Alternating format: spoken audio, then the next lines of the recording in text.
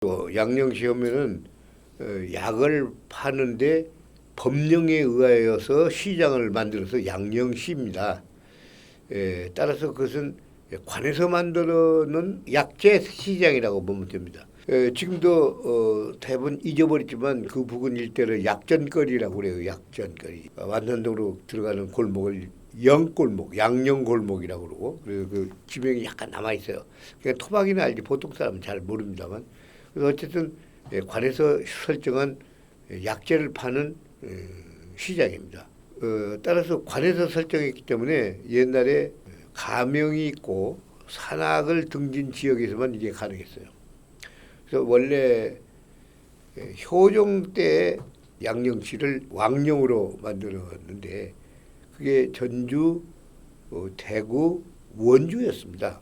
그러니까 그게 주로 전주와 같은 지리산에 가까운 곳, 강원도와 같이 태백산에 가까운 곳, 대구도 저기 역시 장백산에 가까운 곳.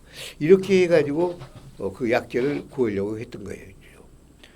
그럼 왜 효종 때 와가지고 갑자기 양령시라고 하는 걸 만들었냐라고 할 때 우리나라 사람들이 대륙의 영향, 즉 중국의 영향이 굉장히 많아가지고 문화를 유실해서 모든 문물을 중국에서 받아들였죠. 그래서 이제 그것을 당나라 당자를 써가지고 한약재도 받아들였기 때문에 당제 또는 당한약재였습니다. 다시 말하면 우리나라 한약재는 별로 생산할 줄도 모르고 갖다 쓸 줄도 모르고 당나라에서 온 것만을 가장 우수한 약재로 봤던 거죠. 그런데 그 때문에 병자호란 이후에 명나라에서 청나라로 바뀌었어요. 그 후에 아무래도 이쪽에서는 명나라와 달리 청나라에 대해서는 생소할 뿐만 아니라 명나라 소위 숭배 때문에 청나라를 멀리한 거죠. 그러다 보니까 바로 한약재가 들어오지를 못하고 안 들어왔던 겁니다. 이걸 어떻게 하느냐 고민 끝에 결국은 향재, 요 부분에서 나는 한약재를 쓰기 위해서 전주, 대구, 원주에다가 양령시를 만든 걸로 역사적인 기록으로 나옵니다. 그런데 이제 양령시라는 것은 오늘날로 말하자면 이벤트나 무슨 축제처럼 사람이 많이 모여서 약재를 사가는 바람에 상당히 빈곤한 지역에다가 좀 나누어져야겠다는 생각이 조선 왕정에서 생긴 겁니다. 50년 내지 많아도 100년이 지나지 않기 전에 전주 것을 뺏어다가 공주로 갖다 줬어요. 그러니까 양령시가 전주에서 없어졌죠. 물론 당시에 공주에서는 적극적인 유치 운동이 있었고 전주에서는 적극적인 반대가 있었습니다만 왕명이니까 그냥 그대로 공주로 가버린 것이죠. 전주가 3대 양령시 중에 하나 있다가 탈락이 돼버린 것이죠. 그 후에 진주, 청주 등의 조만시간 양령시가 생겨났던 것이죠. 그래서 이제 1895년에 전주에서 양령시를 또 만들자 하는 운동이 일어났습니다. 그리고 왜 하필 1895년이나 그게 동학혁명 난 다음에입니다. 청일전쟁 다음에 농민혁명으로 말미암아서 전주 성이 함락되고 그다음에 집광소가 만들어지고 아주 어수선하고 경제적으로 피폐하고 많은 사람들이 피난을 가버리고 아주 어려운 지경이 됐기 때문에 이게 뭔가 새로운 또 이벤트를 하나 만들어보자. 그래가지고 그때 감사하는 사람이 적극적으로 양령시 부활운동을 했던 것입니다. 근데 이제 한두 번 열리는 둥 만둥 하고 하다가 흐지부지 되고 말았습니다. 이제 그게 이어져 가지고 1923년 이제 외정 때죠. 23년에 다가동에서 3대 4대째 한약방을 경영하던 박교조라고 하는 분이 앞장을 서가지고 양령시 개설 운동을 했습니다. 그때는 이제 일제 때일 뿐만 아니라 따로 정부의 허가를 꼭 받을 만한 것은 아니었죠. 정부라고 해봐야 조선 총독부 일본 정부이고 또 그들은 뭐 전주에서 그걸 한다는데 독립운동이나 항일운동은 저지르지만 시장 하나 만든다는 것은 별로 반대가 없었기 때문에 1923년에 전주에 다시 양령시가 부활되고 또한 이제 성황을 이루게 된 것입니다. 그럼 이제 양령시는 아까도 누차 말씀을 드렸습니다만 한약재를 파는 곳입니다. 그러니까 전주 시내 당시 한약방이 46개가 있었고 전라북도에 한 280개가 있습니다. 전주가 열리게 되니까 많은 한약방들이 전주로 몰려드는 거죠. 그럼 경제적 효과가 얼마나 되느냐 할 때 이리저리 기록을 뽑아보니까 한 5천 명이 온지 모르겠다고 그래요. 전주에. 시장처럼 노상 열려 있는 시장이냐면 그런 건 아니에요. 부정기적 쪽에서도 잘해봐야 음력 섣달에 요즘 말로 하면 11월 중순쯤 열렸다가 1월 초순쯤 한 4, 50일 동안에 하고 문을 닫습니다. 그럼 왜 하필이면 그때 추울 때 하게 되느냐면 한약재라는 게 보통 식물과 달라서 가을이 되어야지 이게 익어가고 소위 약 효력이 나오니까 가을에 추수하고 가을에 약재를 수집하고 모아서 말려서 그리고 나오기 때문에 바로 추울 때 양령시가 열렸던 겁니다. 그러니까 그래도 한 4, 50일 동안에 전주에 당시 인구의 한 2만 정도에 불과할 때 5천 명이 온다고 그러면 자 숙소도 있어야죠. 식당도 좀 있어야죠. 그리고 요즘 말로 좀 무슨 뭐 카페도 좀 열리고 그래야 그렇지 않습니까? 이런 것들이 전주를 발전시키는 하나 요소가 되었던 거죠. 하나 비례를 보면요. 지금 전주에 요 근래 영화제를 하는데 20만, 30만 온다고 그러지 않습니까? 그게 결국은 전주 인구 65만에 30% 내 40%지 않습니까? 당시 5천 명, 몇천 명이라고 그러면 전주 인구의 반절 정도 온 거예요. 그러니까 굉장한 사람이 모여들었던 것이죠.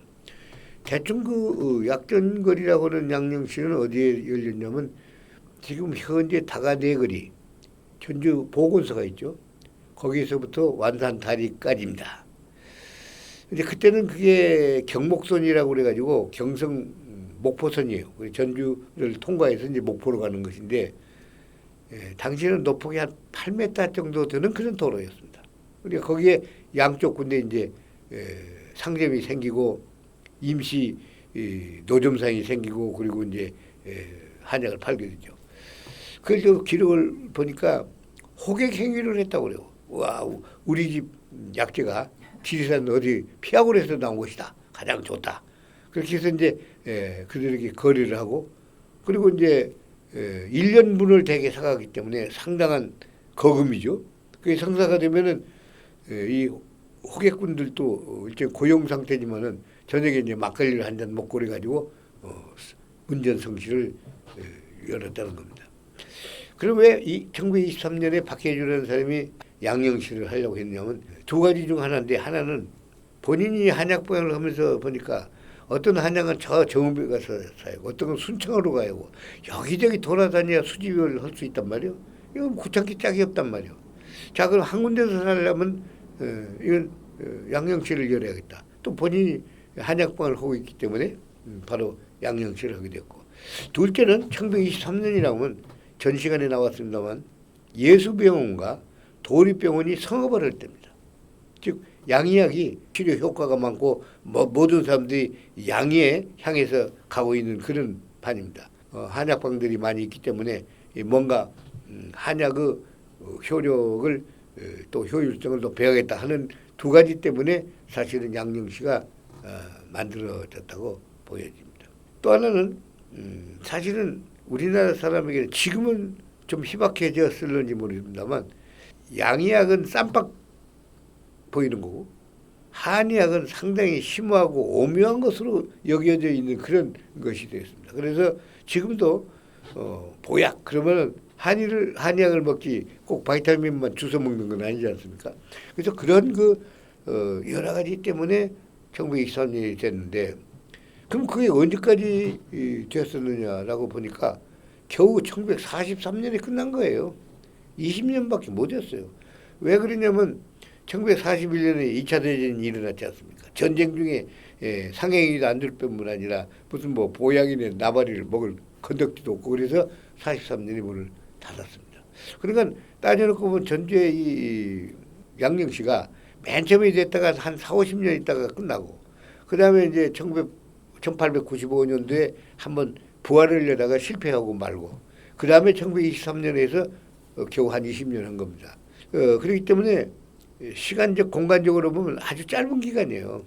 그럼에도 불구하고 양령시라고는 환상적인 하나의 시장이었기 때문에 지금도 여러 사람한테 회자되고 있는 것 같습니다. 김한주 시장 때 다가동에서 양령시를 한번 축제같이 해보자고 그래가지고 상당한 기획을 세웠었어요. 그리고 그러자 이제 또 땅값이 들먹거리고 또 기묘묘한 쇼들이 벌어지고 해서 결국 양령시 부활을 할 수가 없었고 양령시 축제 비슷한 것을 한두 번 하고 말았던 걸로 알고 있습니다.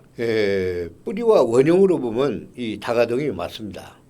현재도 과거에 있었던 다가 네거리 부근에 건재 약상들이 여러 군데 있습니다. 그래서 원광대 건재 약방도 있고 또 몇 군데가 있습니다.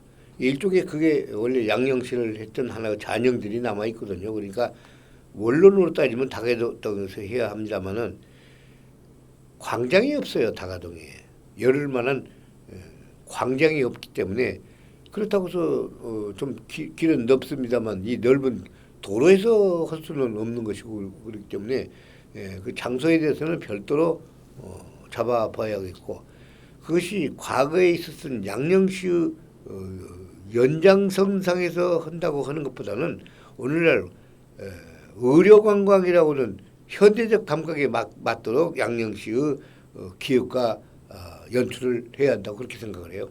이 양이 쪽에서보다는 한이 쪽에서 불러일으켜야 한다고 보고 있습니다. 왜냐하면 양이라고 하는 것은 현상학적으로 볼 때 바로 진찰하고 째고 수술하고 그다음에 약 먹여가지고 금방 소생을 하기 때문에 양이들은 한의에 대해서 그렇게 관심들이 없습니다.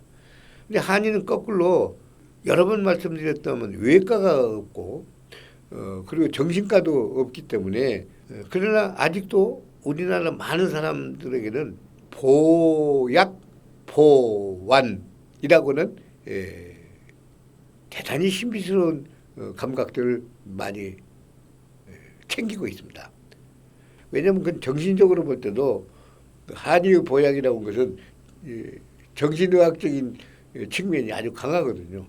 그래서 한의들의 분발이 요구되고 한의들이 챙겨야 할 몫이 바로 양령시 관심이라고 봅니다. 대구는 지금 300년 동안에 가장 활발하게 잘 되고 있는 곳입니다. 그리고 서울은 그외 일종의 전국적인 모임이기 때문에 양령시가 되고 있고 한일합병 이후에 충청도 도청이 대전으로 갔지 않습니까? 그리고 이제 새로운 신도시가 되다 보니까 충청남도 도청에서 공주의 양령시를 대전으로 빼앗아 갔어요. 그래서 대전으로 갔는데 역사 전통이라고 하는 게 금방 그렇게 성립이 되는 것이 아니기 때문에 대전 것도 사실 흐지부지 되고 없어졌습니다. 오히려 유일하게 남아있는 게 지금 사실 대구 양령시죠. 대구 양령시는 상당한 위력을 지금 발휘하고 있는 것입니다. 공주로 간 것은 순전히 왕정에 있어서 일종의 의식적인 이전이었어요. 예를 하나 든다면 화성시를 만들어 놓고 종로에 있는 많은 제조업 내지 상인들을 화성에 지점 내지 분점같이 유치를 해가지고 화성 도시를 활성화시킨. 전주는 전라도에 굉장히 경제적으로 부유했다고 봐가지고 쉽게 말하면 빼앗아서 공주로 갖다 주었다고 보면 되고.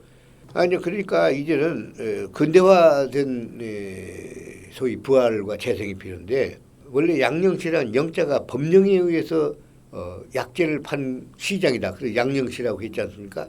그래서 이제 법령에 의해서 만드는 것이 아니니까 그렇다면 약시가 되는 거거든요. 약을 파는 시 또는 시장.